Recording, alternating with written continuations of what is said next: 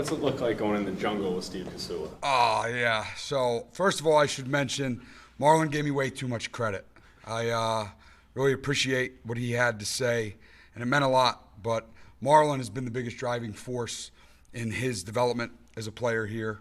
The training staff, strength staff, nutrition, all that. Marlin is the one who deserves all the credit. You know, I read what he said. You know, my wife sent it to me, that the article, and she loved it. My wife loves Marlin. Who doesn't? And I read it and I thought about it. You know, I think I had the honor of coaching at Fair State for Tony Anise, and like the first thing I learned there was the root meaning of the word educate is to like lead or to pull out, to lead someone. And the second thing you learn when you coach Fair State is you have to meet every player at their individual emotional and educational level.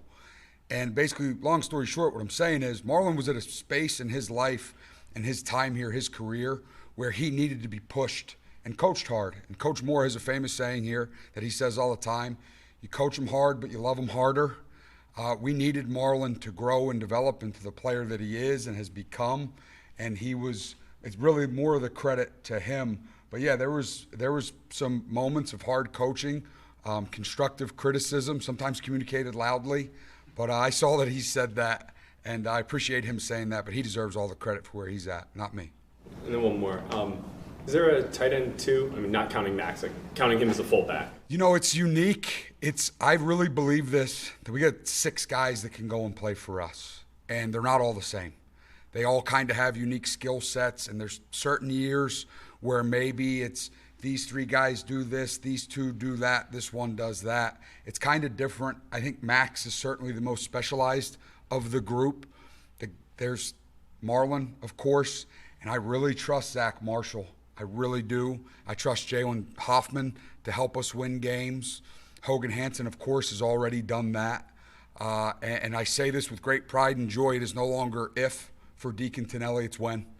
You know, he has put together his best fall camp.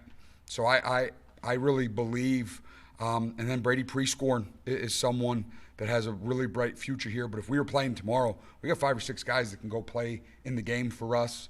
And then it's our responsibility to still be thoughtful about that. Don't play so many so you don't get in rhythm. But part of what makes us is having a really deep room. But to answer your question, it totally depends. And like, I'm not trying to dodge it at all. It totally depends what we're asking that person to do. And it's unique. It's fun to kind of try and piece it all together. But they've really got unique skill sets.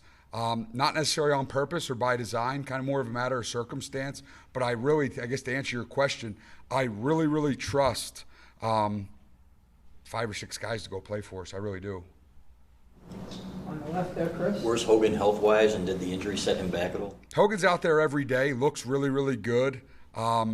He's someone that's going to play a ton for us this season.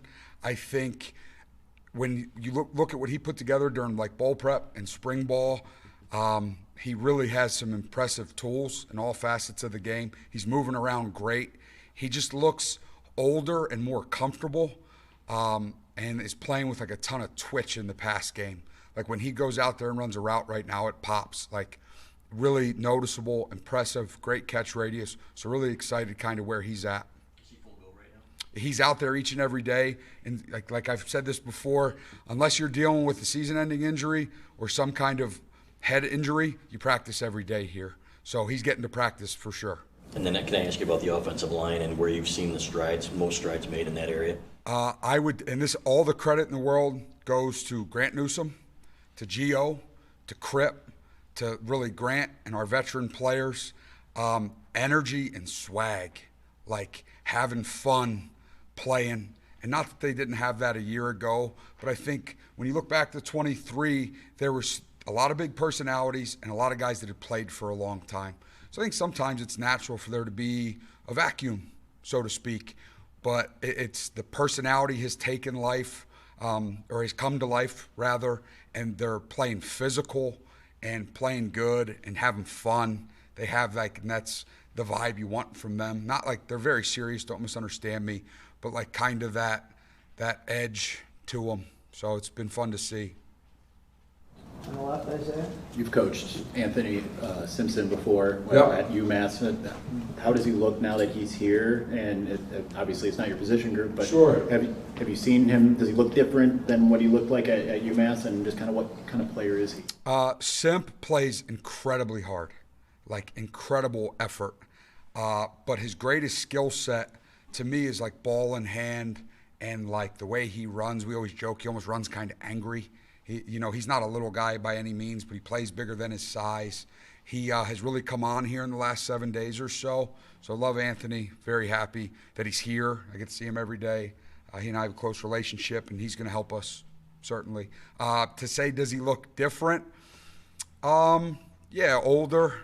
Like certain things, like his game's evolved. Probably he's faster than when I coached him in 2023. He's done well. He's taken to Coach Bell and Soup's coaching and our program in general. Back left, Alejandro.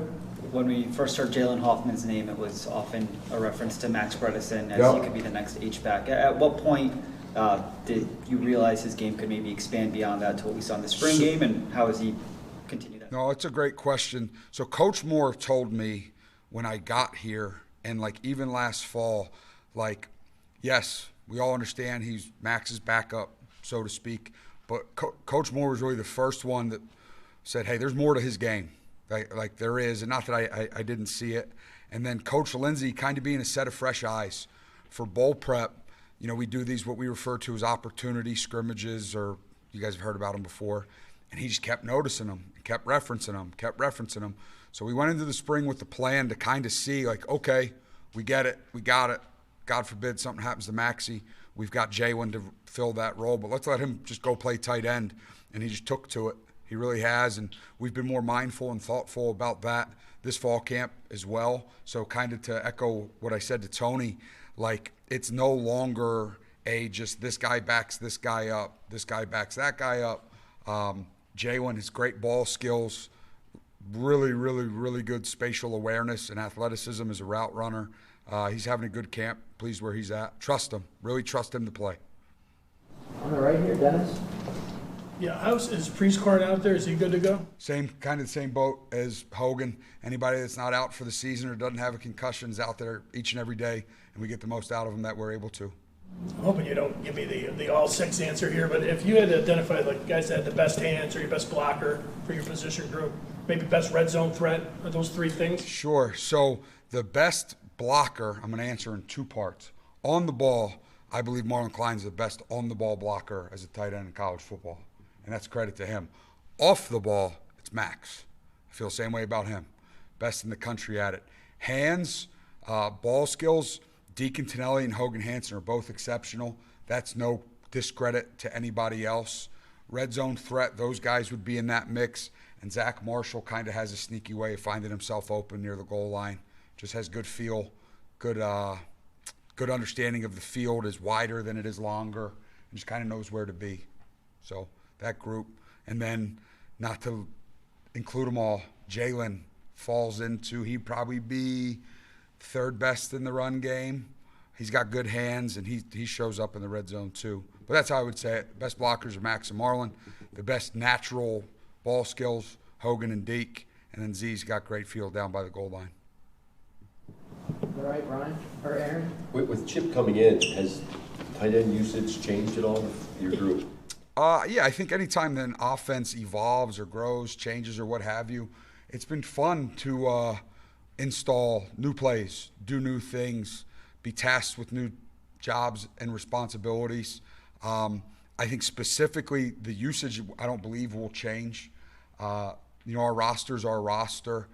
I think there's probably this impression that when there's turnover at a job like that along with it comes brand new players and a brand new roster, and maybe in some circumstances in college football that happens today, but that hasn't happened here. He's really committed to using a tight end. If you look at statistically each of the last two seasons, they had over 70 catches as a position group, and they fell like almost directly in line with the production our tight end group had in both 23 and 24.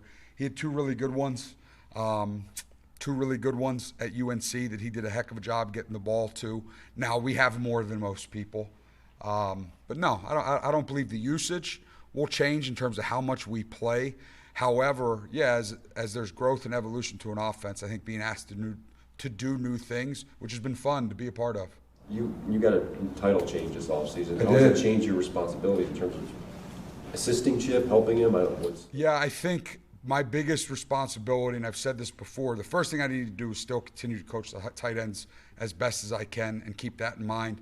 I think as we set forth on this season, along with Coach Lindsey, it'll be kind of serve as the bridge between the run and the pass and working to make it all look the same and familiarity with the system. I've coached spread football a lot too, so just kind of by circumstance, a lot of like things that he's called plays, maybe not here at Michigan, I've been exposed to, whether I was at Ferris or UMass or wherever else, of like, yeah, running that pass concept, or hey, seeing this run play that way. So what I would say about Coach Lindsey, incredibly smart, so much fun to be around. Like I could sit with him, and we're great friends. We have become great friends very quickly. He's inclusive. He empowers people. He's great to work with and work for. Really believe in him. It's been a blast. On the left, Ryan, Aaron. Which tight end would you say is most like Colston Loveland then? In terms of like straight athleticism, if you watch them do a drill back to back, probably Deacon moves the most similar to him. Hogan is that way too, in terms of that like super efficient mover, kind of like, yeah, a guy that big isn't supposed to be able to, like, you know, with that long arms or that weight, all that stuff's supposed to be able to move like that. Those two move the most similar to Cole. They're the most similar to Cole in build and size, stuff like that. And how much of an impact do you think that not having Sharon for 2 games this year and the rest of the NCAA punishment or penalties could have on the team this year? I can tell you, to reiterate what BJ said, our kids here are really resilient, as is our staff. What Coach Moore has built here is incredibly sturdy and strong, and I think we can face anything. On the left, Clayton.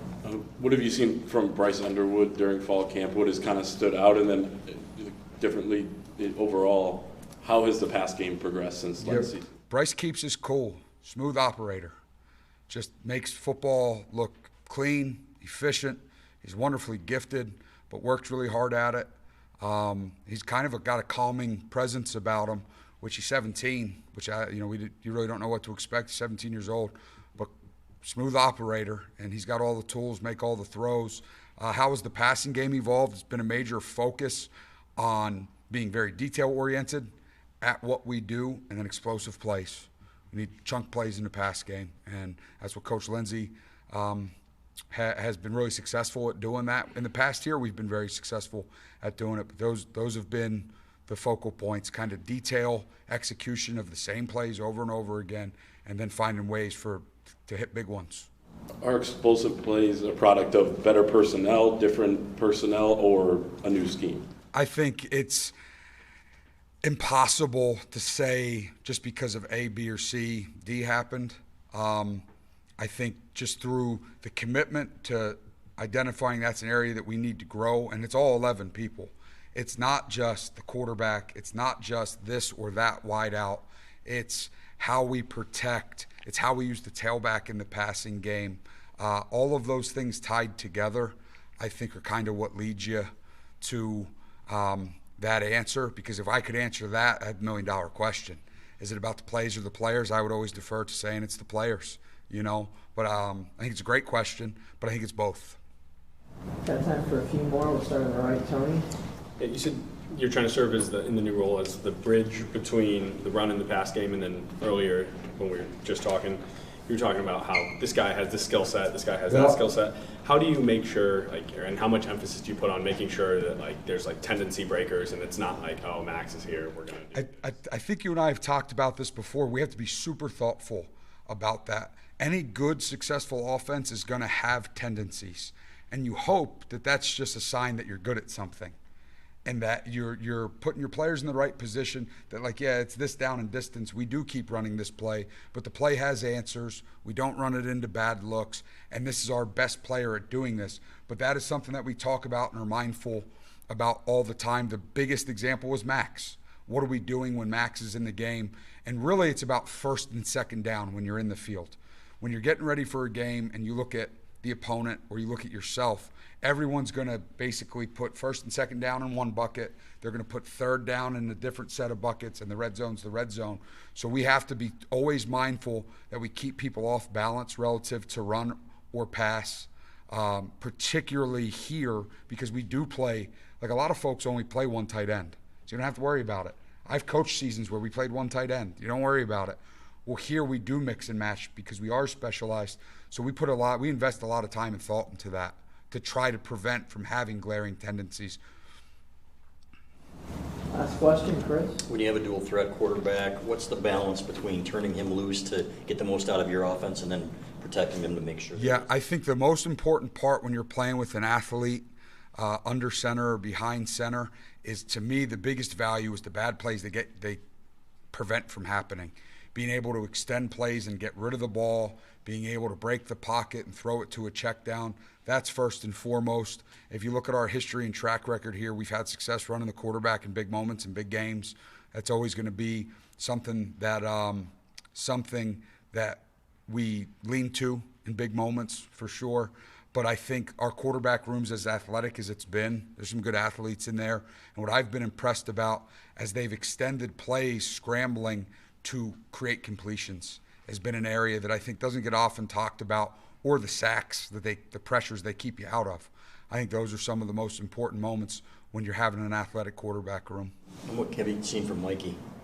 Mikey, unbelievable understanding, command, and control of the offense and the system. It's really been great to have him here because as we've installed this play or that play, well, here's Mikey doing it at Central Florida.